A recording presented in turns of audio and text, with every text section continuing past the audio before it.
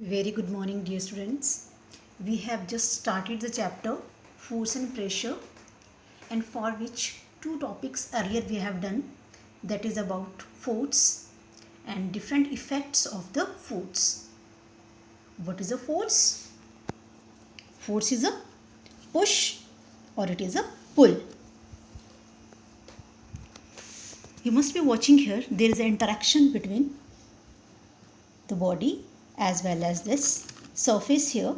So for existence of force, there must be interaction between two surfaces and there can be a push or there can be a pull, which is called a force. Second thing, what we have done earlier, that is about different effects of the force. Different effects of force we have done, that was change in shape, change in size, then change in the state of motion, change in state of rest. These all, like we are having dough here. If we will apply force here, we can change the shape. If we are applying here force, we can change the size as well. Earlier it was bigger, now it is a smaller. A body which is at rest, that can move on application of the force. On application of force, we may stop a body from its state of motion. So these were the different effects of force which already you have done. Our today's topic is different laws of motion. Different laws of motion was given by a scientist named Newton. He gave 3 laws of motion.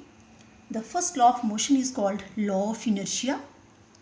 Law of inertia says that if a body is in a state of rest or it is in state of motion, it will not change that state of rest and that state of motion until or unless it is acted upon by some unbalanced force.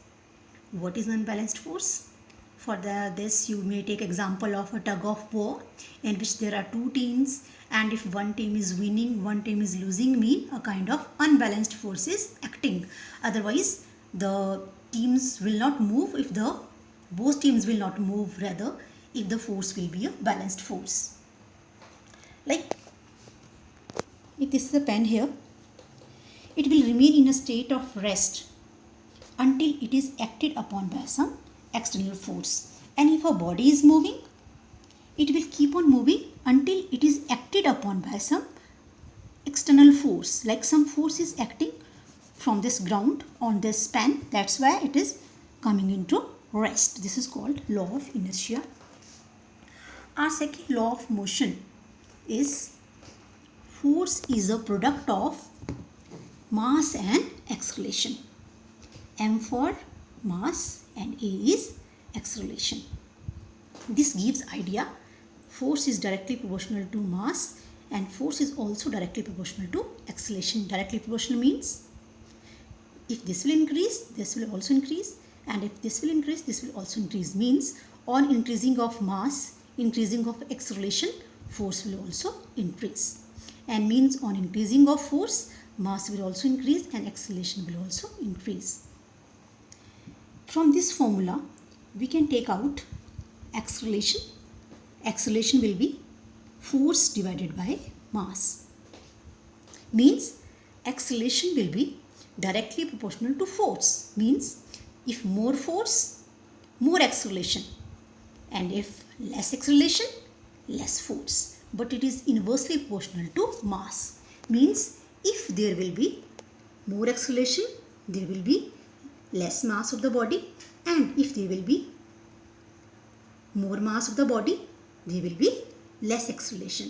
Means more A, less M, and if more M, less A. Need a little bit idea about the units of force now I am giving here. As force is the product of mass and acceleration, mass means the weight of the body, which is measured in 1 kilogram, and acceleration is 1 meter per second square. From where these units have come, this I will show you here. acceleration is rate of change of velocity. A mean v divided by t. And what is v? V is velocity. Velocity is rate of change of distance. Distance is measured in meter and time is measured in second. Same way here, a is equal to vy by t. Just now we have taken out here, v is meter per second and t is second. So this can be written as a meter per second square. So 1 Newton will be equal to 1 kilogram meter per second square. How can we define it? 1 Newton is that amount of force which produce an acceleration of 1 meter square on a body of mass 1 kilogram. Means for defining this 1 Newton, we will use these both quantities, that is the mass as well as the acceleration. So 1 Newton is that amount of force which produce acceleration of 1 meter per second square on a body of mass 1 kilogram. So this was about second law of motion, which is force is a product of mass and acceleration. Our third law of motion is every action has an equal and opposite reaction. Means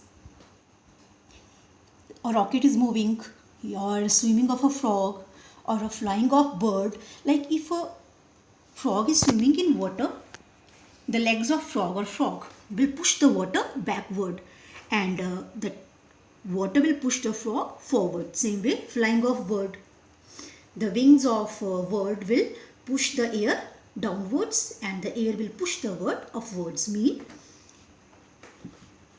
the action which is given by the one body will have an equal and opposite reaction. Like if I am throwing it on here, little bit it is coming up. Why? Because this action is the action of this pen on this surface is going down, but this is coming a bit up as surface is also giving it a bit push towards upside.